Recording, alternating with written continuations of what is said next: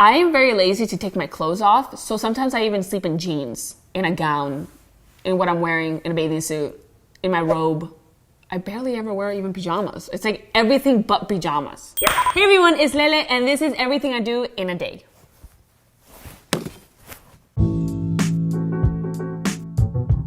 I have very unrealistic goals for myself, so what I do is I put my alarm at 7 a.m. because I think I'm gonna wake up, but I don't really wake up at 7 a.m. 7 a.m. don't wake up, 8 a.m. don't wake up, 9 a.m. I wake up, so 10 a.m. I wake up because my dog wakes me up with like little kisses. First thing I do when I check my phone, I go to Instagram, see my text messages, my calls. When I first check my phone, I'm always looking at that person that I wanted them to text me, but they didn't text me.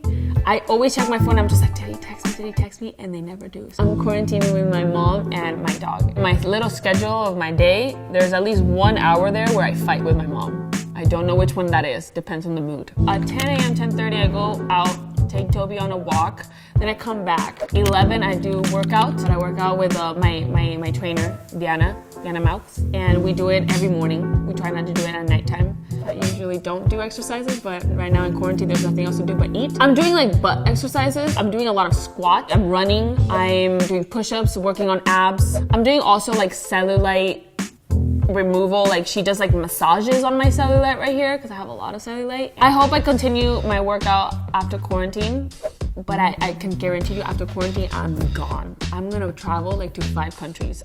12 p.m. I usually love to eat. So before quarantine, when I wasn't healthy, I would eat pasta during the day, all day. So 3 plates of pasta during the day, every single day for the rest of my life. Like I would always eat pasta, Milanese, pasta, pizza. I'm so Italian. Oh my God, pasta with Coca-Cola every day.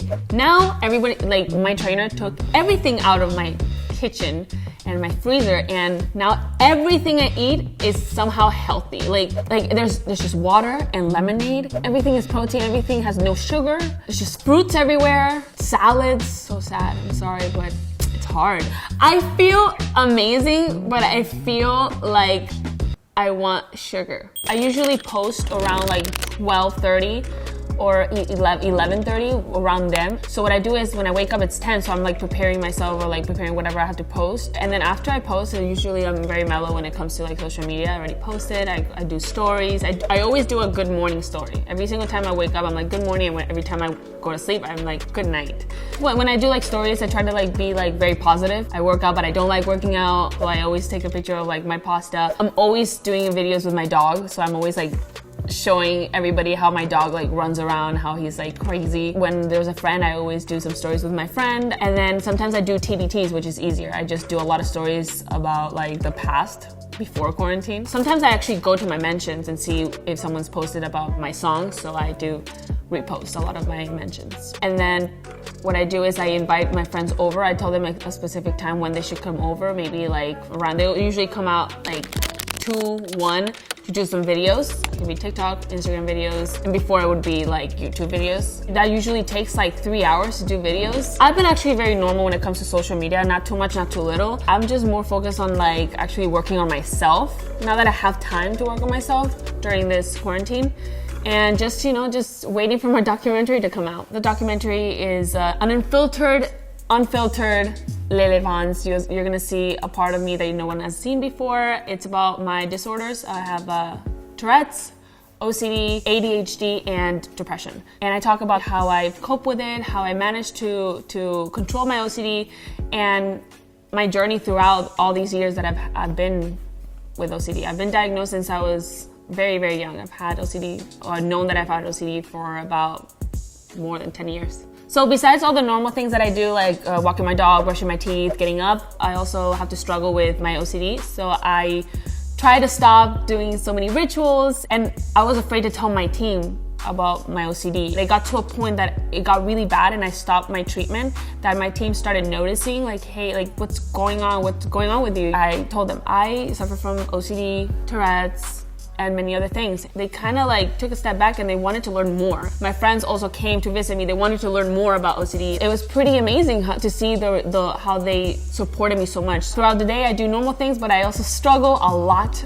with controlling some of my urges that I have. For example, touching things. When I go to the bathroom and I brush my teeth, I have to turn off the sink 3 times. I have a lot of thoughts that keep me very awake at night, and then in the morning they come back. So on that note, I have therapy at least 4 times a week. So I would usually have therapy around 2. I usually take a small nap around like from 4 to 5, sometimes from 4 to 7, but I'm gonna say 4 to 5 right now. I'm embarrassed. I always invite a friend over, a girlfriend over at night to watch old movies. I love watching old movies during the night. So she comes around like 8. This is like something that happens every night. Titanic has always been my favorite movie, always will be. I see it at least 2 times a month. Grease, I love Grease. I saw Gone with the Wind, which is amazing. Oh my God, The Godfather, West Side Story. I saw Casablanca the other day. I liked it, it was cool. I like Gone with the Wind better. I love sleepovers. I love my friends to come over at nighttime.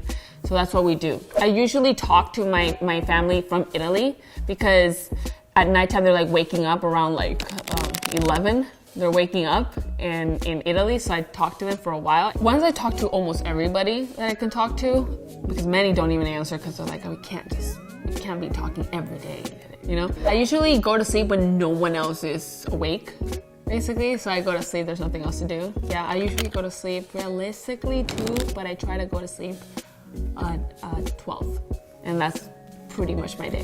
Thank you, Vanity Fair, for having me. This is everything I do in a day. Love you guys.